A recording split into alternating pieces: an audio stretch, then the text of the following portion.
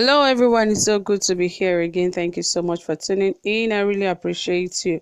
It's been an awesome time right here. And of course, it's always good to bring you the best and the most hot, reliable, authentic happenings.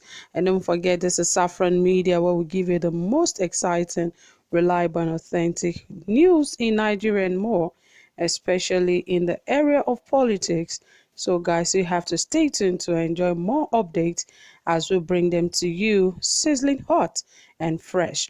Okay, guys, right here it says that a former president, ex-president Goodluck Jonathan, was made a revelation saying that he would have been buried politically, but because of this, he was not, and is really excited that up to this time he still remains relevant.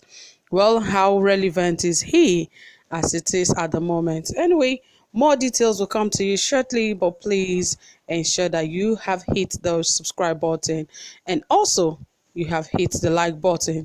Yes, guys. All right, without further ado, let us get into the details of this report.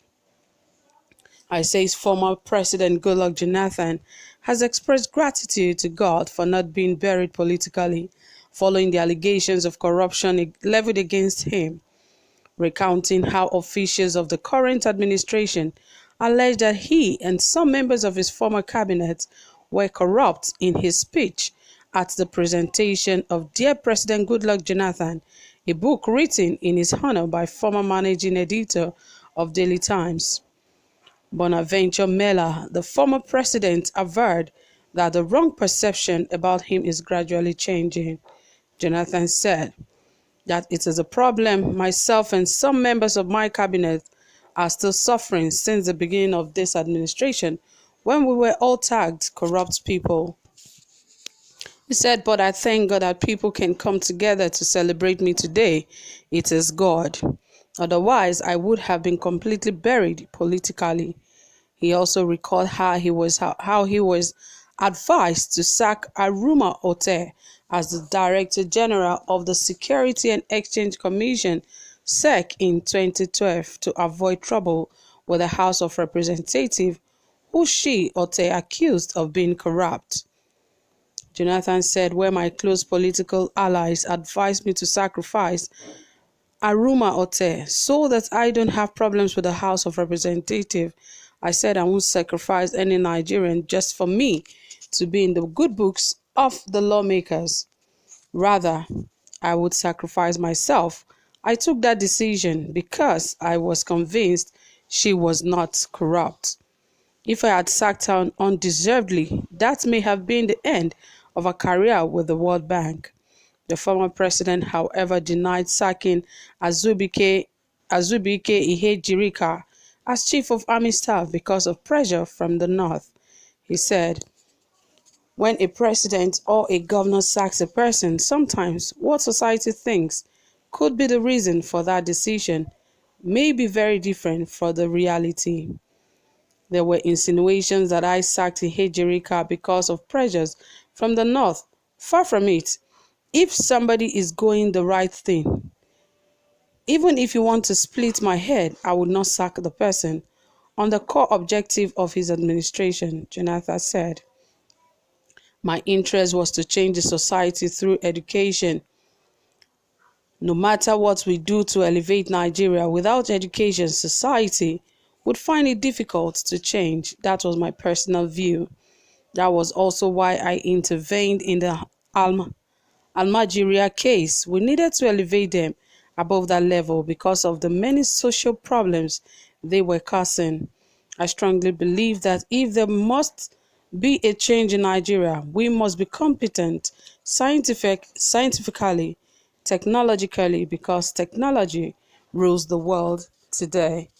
Well, the former president have actually spoken, and there are deep things in these things that he just spoke about, because a lot happened during his administration, where this present administration made a lot of fuss about him, saying that he is a corrupt leader, that his administration was so corrupt that Nigeria would have been looted if not that he left, as the president for this administration to take over.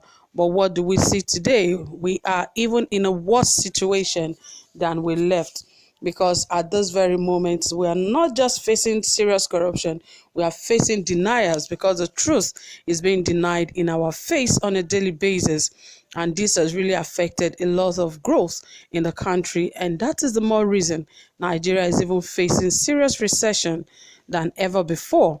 And perhaps the president is just not good enough for the country, because for every time he comes as the president, Nigeria always faces one recession or the other. So obviously it shows that he is not lucky enough to be the president of Nigeria, because everyone thought that the ex-president Goodluck Jonathan was not competent enough to handle even the Boko Haram cases back then. But really, it has gotten worse since then, and every Nigerian thought, because of the military experience that this current president has, that he would be able to handle some of these things. But unfortunately, it got worse than it ever had been. The number of deaths that have been counted since the Boko Haram inception has been so much, and even those kidnapped, or not to talk about those whose lives have been destroyed just because of the same Boko Haram. And yet this government still do not have a clue on what to do exactly about this banditry and kidnapping on a daily basis, because even the chief of staff that everyone is requesting, that they seem not to know what they're doing, that they should be sacked. Up to this moment, they are still very much in occupying their positions without fear or anything, and this has affected so many things in the country. That is why there's still recession, because of course a country that is subverted by insurgency, how can such economy grow? The economy is submerged by insurgency, and this has to eat up the economy. There's no way the economy can really improve, because everyone doing business cannot do business as usual, because everyone is scared of going out there to do business as usual, because you might be the next victim for kidnap. So really, I hope that this present administration knows that they have a lot of work to do.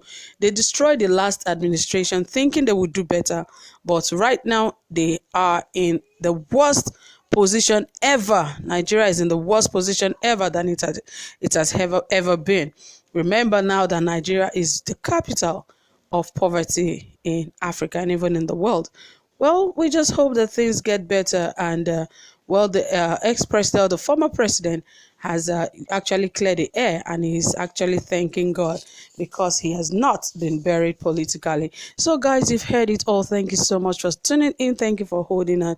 I really appreciate you. Don't forget to hit the like button, and also help us share this video. Do have a pleasant time. Bye for now.